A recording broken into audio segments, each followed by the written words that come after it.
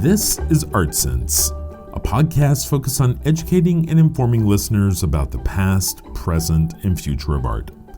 I'm Craig Gould. On this week's episode, I speak to artist, podcaster, and author Brian Alfred. Brian's releasing a new book titled Why I Make Art: Contemporary Artist Stories About Life and Work, which is inspired by more than 300 episodes of his podcast, Sound and Vision. Brian also has an exhibition of new paintings opening this week at Miles McEnery in New York. We discussed the new book, his new paintings, and tried to get to the heart of what makes him tick. And now, my conversation about a wide variety of things with Brian Alfred. Brian Alfred, I really appreciate you being willing to come on the podcast, talk about your new book, Why I Make Art: Contemporary Artist Stories About Life and Work. And you also have a show coming up soon at Miles McEnery Gallery. But, you're an artist, a podcaster, an educator, now an author. I guess, really the book kind of goes hand in hand with the podcast, right? And so how would you describe the two?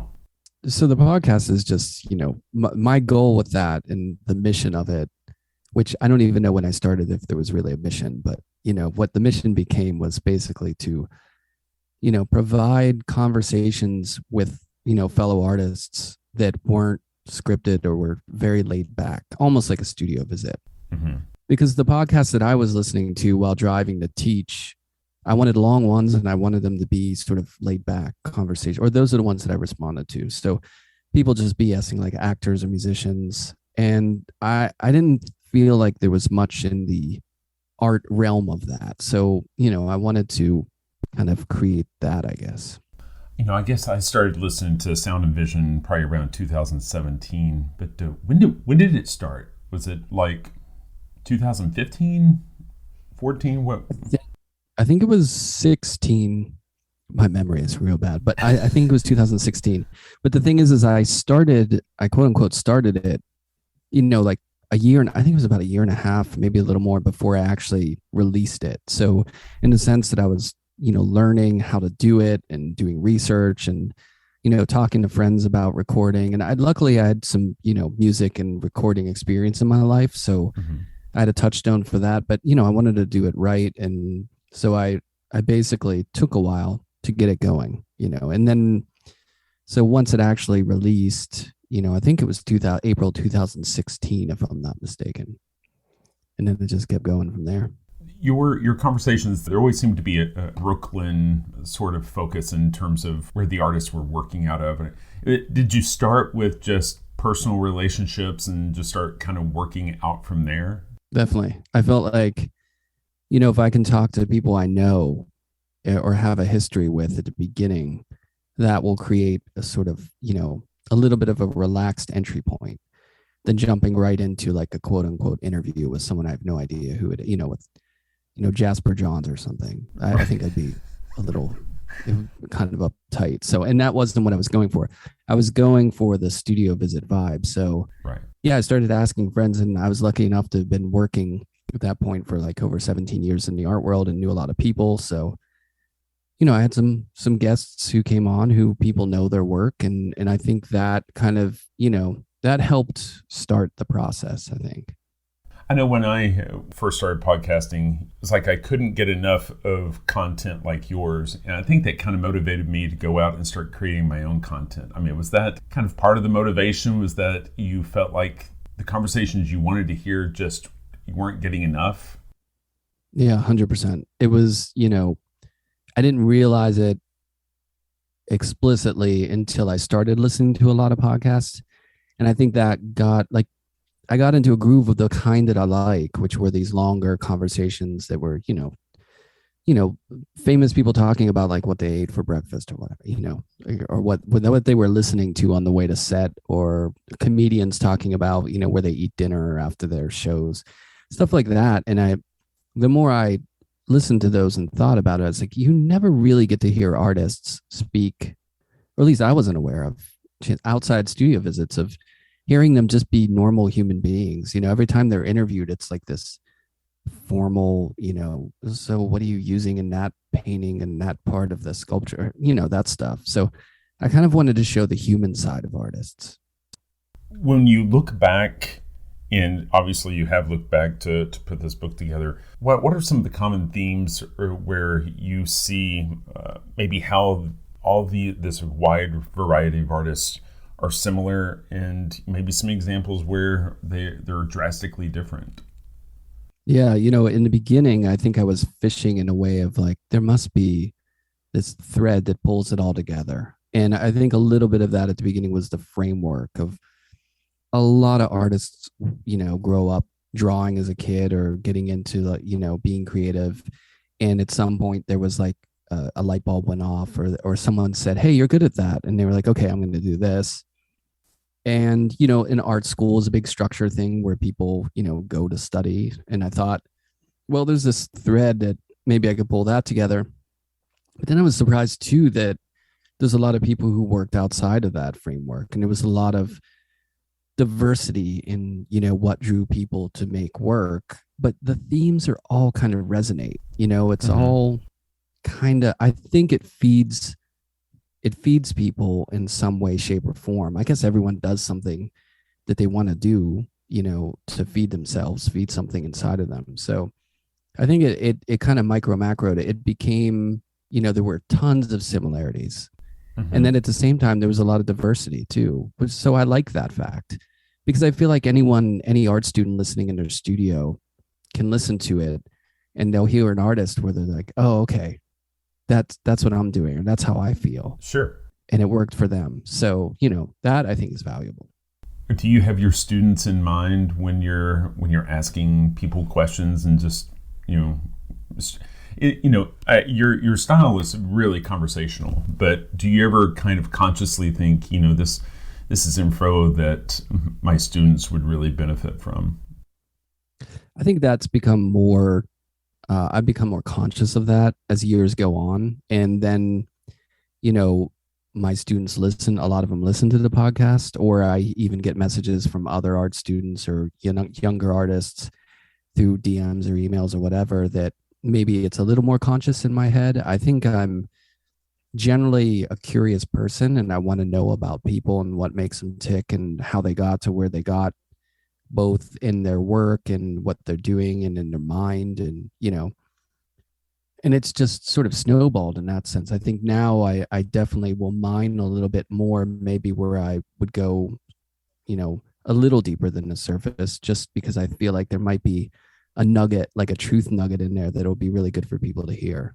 Who are those podcasts that you really enjoy? Is it like Mark Maron or?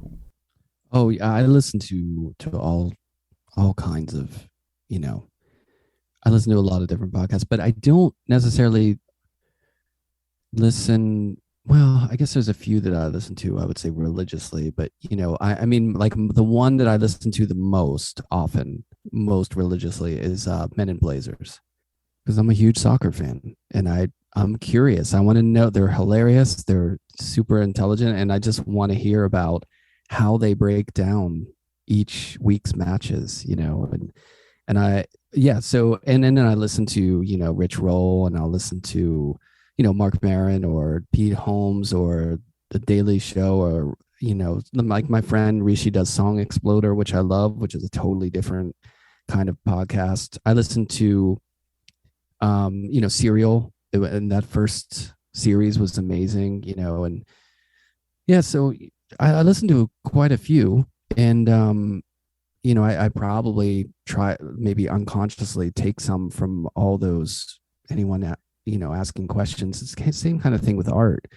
I'll look at everything and I make work, and I don't think that everything I look at necessarily enters my work directly, but it all kind of informs a sensibility unconsciously. I've always loved the studio visit aspect of your conversations. And I mean, it's just, they seem so natural. I think one of the things that I would love for you to kind of reflect on is, I know during the pandemic, it was hard for these conversations to actually take place in the studio. Have you thought about comparing and contrasting the benefits of those conversations actually taking place face to face in the workspace versus remotely. Yeah, definitely. I think, when I was doing, I would say 95 to 98% of them in person, whether it's at a gallery where the show is, or, I felt that face to face, because I was talking to them about personal things. Mm-hmm. It's ironic because I think the studio visit, the quote unquote studio visit talk, I think a lot of people would perceive that as like, oh, well, you're there around the art talking about the art.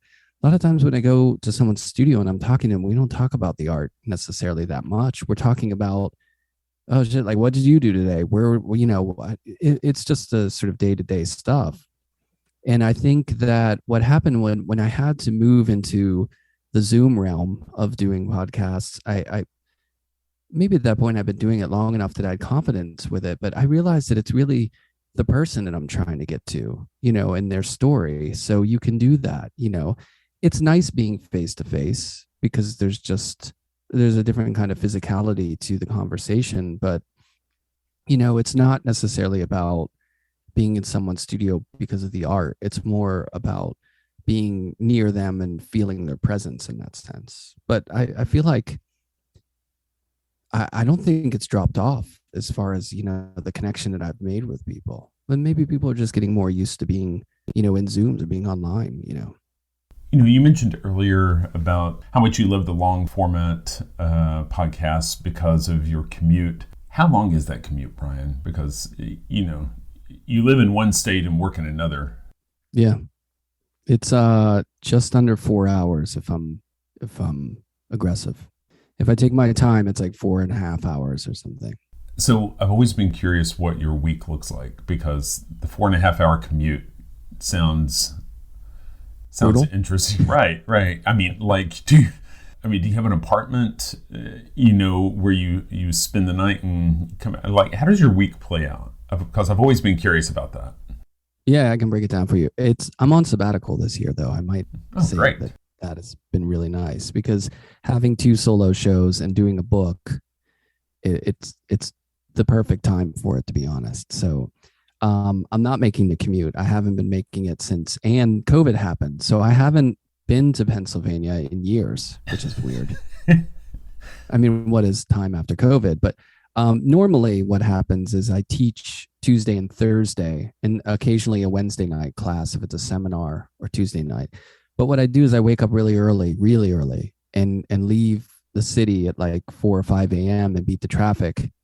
And then I get to Penn State, and then I'll stay 2 nights, and I stay at like an old timey hotel that I work a deal out where I just get a room for 2 nights each week.